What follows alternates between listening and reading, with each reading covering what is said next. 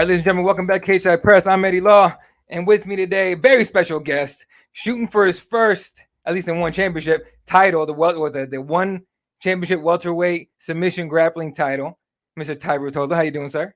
Yes, sir. Doing great, man. Super excited. Getting ready. Get ready. Oh, let's go with that right off the bat as you're preparing for one Fight Night 16 in Bangkok. Just over a couple weeks away, man. We're getting real close. How are preparations going?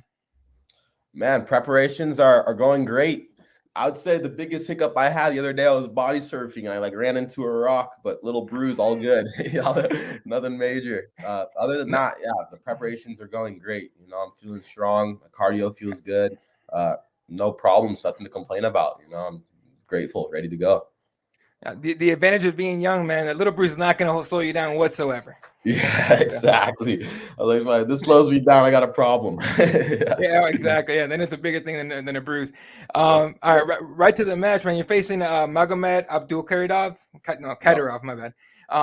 We've seen him in ADCC. He's had some pretty tough matches. What do you see? What are your impressions of your opponent? Coming up here in a couple weeks. No, he's a beast for sure, an absolute dog. I think a lot of people in the jiu-jitsu community aren't super familiar with him, but he for sure is a super tough opponent. And he's got great wins against really, really high-level guys. So I know he's going to be tough. I'm not taking him lightly at all. I'm not underestimating him, and I'm just making sure I'm prepared. And when the time comes, he has no chance. So it's on. There you go. So now on the line is more than just a win here. Let's be real. You're looking to become the first, one championship welterweight submission grappling world champion in just a couple weeks' time. What would that title mean to you in your career? Man, I feel like I have a big box right here on my bucket list, right? I would just check it. I'm been wanting that belt, ever since my brother got the belt for one, and seeing, just really what it brings and the magnitude of it. I've just been amping for it. So to have the opportunity to finally fight for the belt with such a game opponent, I'm just grateful, ready to go, amping. It's on. I want to get out of my chair right now. So you look ready to go, man, and again, that's a great thing to see. So, and you brought it up with your brother being the lightweight champion. Has he given you any words of advice or anything? Yeah, for sure. Like I said before, a lot of my brother and I have been going all these ones together. So all this has been a new experience for us, but it's starting to feel more normal. And and as far as just the match itself, the rule set, my brother and I were very comfortable, with the one rules, and there's not too much as far as tip wise. I think that he needs to explain to me, or vice versa with me to him. I think the main thing is, there's some little technical errors I might make in the gym that he might, correct. But other than that, we're pretty on. There you go. Now, is there a little bit of trash talk here between you and your brother? Just a little bit that he's already champion. You're trying to get there and all that. Every day there's a little bit, for sure. That's the life of a twin. But as long as we're good at the end of the day, it's all love. All the trash talk is at the end of the day to build us up. It's as funny as it sounds. So it's just making us tougher, and every once in a while there's some, it's more physical than anything. I don't like to verbally, what I mean? If we have a problem, we'll handle it, and that's that, so usually how it goes. That's the fun thing about having a brother with you in jiu-jitsu is you can say all you want to. There's mats right there to deal with it, right? That's the thing. You can only say so much before you gotta fight, So it's like the verbal doesn't come out too much. Yeah. There you go. Now on that point, it's a special thing. I mean, I know, I don't know if you watch, for example, NFL football and all that, having brothers on the biggest stage and everything. Imagine, just to say you get past the fight, you win, you're a champion. How special would it be to take that first photo with your brother? You got your belt, he's got his, in all your glory. Wow, I didn't even think about that photo. That'd be so rad. That's a poster, dude. That's a poster. That's the new profile pic right there. No matter what. Yeah, dude, that would be unreal. My brother's had the belt. He's been looking really good at that strap, and I've been wanting a piece of it. I was telling my brother, I might have to come down and take your belt, dude. But one, they opened up, he's like, yeah, let's go.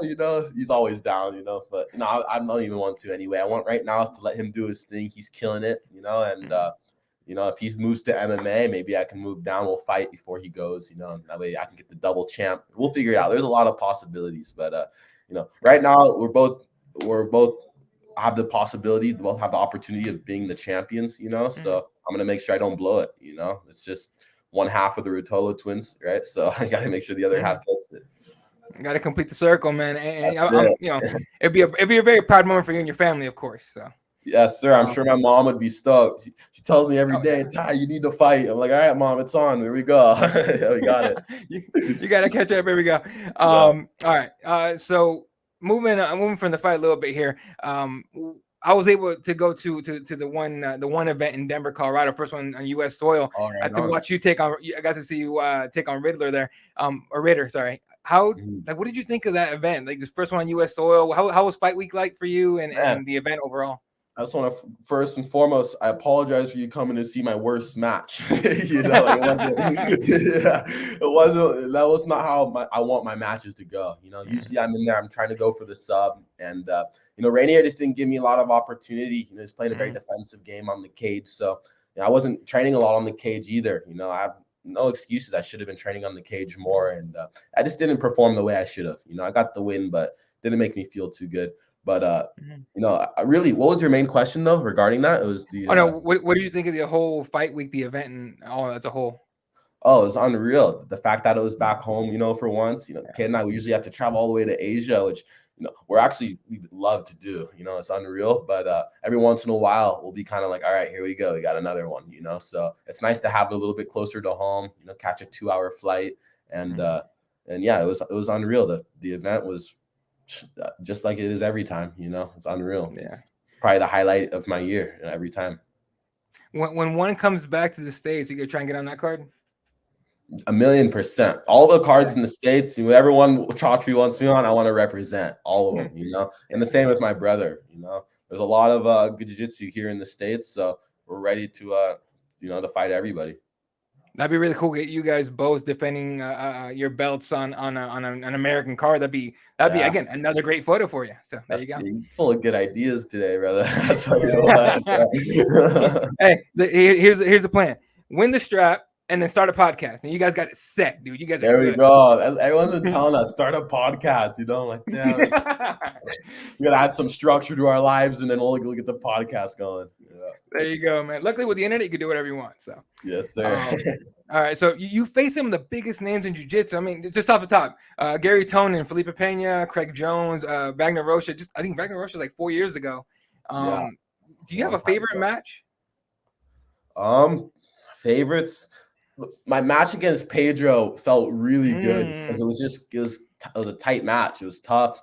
It was gritty, you know, and I dug deep, you know, and after I finished with the submit, any match you finish with a submission is going to feel good, you know, but I remember after that match, I just felt like an animal, you know. I was like, there's no one that can beat me right now, you know, so that was one of my best matches for sure. Yeah. Now, one name missing from your, and you got his little brother in there, and I know you know who I'm talking about. One name, the rumbles are going. I hope you're not tired of being asked about him. No, plenty going back and forth with Mr. Gordon Ryan. Right, I know he's been on the sidelines a little bit, having some health issues, back and forth. Where did that beef start at? Really? You know what? This is the reality of where it started too. I remember Gordon was trying to say some shit about me calling him out, but he made a comment on a post, something along the lines of, if he was not roided and I was roided, then I would still have no chance, you know, against him. And then I think I replied something like, you didn't do anything until you took a bunch of steroids, you know, like close to nothing, you know. So not even to make it like that, you know. With Gordon, I never wanted to make it about numbers, about, you know, anything more than what it needed to be. I just know I can beat him, you know. I really believe I can. He's way bigger than me, you know, and obviously he's got that size advantage, you know. But the thing is, I really believe I haven't been submitted since I was a 16-year-old blue belt, you know, and in a match, I don't believe someone's going to submit. I don't think there's anyone in the world that can submit me, you know. For sure, maybe there's someone that can hold me down and score a couple points, right? And then maybe in the first, 10 minutes goes by and you might win by a couple points, but there's nobody in the world that's going to submit me. I truly believe that.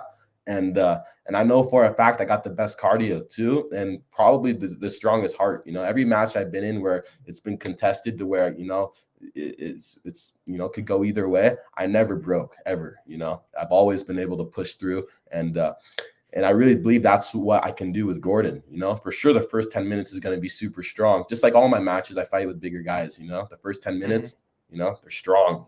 But I know I'm going to be able to get him tired. I'm going to get in his mind. And when his stuff is not working, when he doesn't submit me, right, that's when things are going to start to change. I really believe I have the ability to. So, that's why even I called him out in the first place. I didn't want to get into a giant keyboard war with a 35-year-old. You know what I mean? Like it's not. I don't want to do that. He's the worst online. He's like he's got all day for that stuff. That's why every time someone asks me about that, I'll respond. And my mom's like, Tye, do you know how many shit talkers you're gonna get? Responding to Gordon. I'm like, well, they're asking me about him. I'm just like, but yeah, dude. I don't want to shit talk with Gordon. I want to fight him. That's at the end of the day, like man to man. Yeah, do you believe that's gonna happen? We're ever gonna see that? I believe sooner or later. I got to do my part. So I got to keep winning. I'm gonna get this belt. I got Magomed first. I'm gonna not overlook him. Make sure I get that done. And once that happens, maybe I'll take down Marigali. I've been wanting that rematch a lot, and I know Marigali trains with Gordon. That's kind of like his next best guy right there. So, yeah, I want to smash Marigali. Last time I fought him, I only had one working knee, and it was still right there. So I'm ready to scrap Marigali and then Gordon after. As soon as I can. There's no rush, The bigger I get, the better for me. So there's no rush, but I want the match. So you want just keep winning until you basically make him so he can't avoid you. Yeah, until he says yes. He says all the time that, oh, I'll give you the match here, and I'll send a contract. It is what it is. Whenever he's ready to take the match, I'm ready to go. I think he's fighting my teammate Lucas in a couple months, and 2 months gives me more than enough time to prepare. So after that, we'll see what goes down. There you go. All right. Moving away from combat sports, I got a few quick fire ones, and then we just got a couple minutes here left. Yes, if you're down with that. Yeah, cool. Easy. 100%. All right. First one. Do you have a secret talent? And if so, what is it? Secret talent? Yeah. Man, I would say not a lot of people know I surf, and so I'm not even talented at that anymore. I wouldn't even, I'm talented. That's the one thing. I always wanted to be a pro surfer, if I was jiu-jitsu, but never could. That was jiu-jitsu's my thing. Hidden talent. I don't nothing crazy. No, my brother and I, we used to be able to. I wonder if I can still do it. Let's see. Fold our ears inside. Look, check them out. Oh, dude. Oh, there you go. Fits on everyone. I go, look, I got cauliflower. I got mean cauliflower.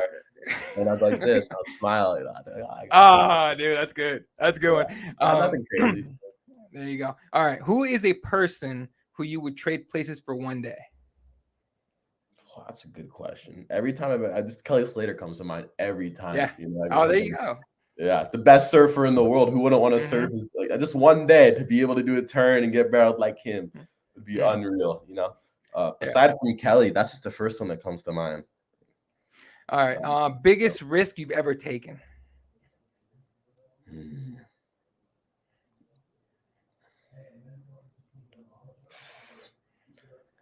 It'd probably have to be something underwater, like spear fishing with a bunch of little kids. I don't like to take too much risk, honestly. Yeah. I don't like heights. I don't like fast things, Like I'm pretty cautious. I like my hands in my life, or my life in my hands. Yeah. There you go. All right, just a couple more here. What's the best compliment you ever gotten?